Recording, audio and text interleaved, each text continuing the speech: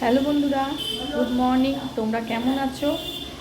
আজকে আমার মা তার জামাইকে খাওয়াবে, মানে ব্রাহ্মণ ভোজন করাবে।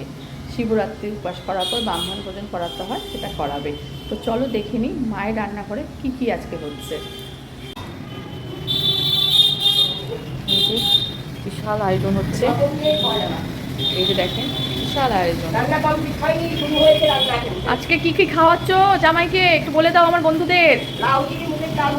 আচ্ছা ডালের বড়া দিয়ে 5 মিনিট একটা মুড়ো দিয়ে সবজি হচ্ছে। আচ্ছা ডিম করতে হচ্ছে। আচ্ছা, পালকের শাক হচ্ছে। বাহ। তো এই হলো আজকে আমার।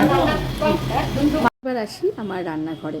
আমার রান্নাঘরে পালং শাক হচ্ছে, আর আমি মুসুরি ডালকে নিরামিষভাবেই মুসুরির ডাল করছি, বেগুন ভাজা করছি, আর পালং শাক বেগুন দিয়ে একটা তরকারি হবে।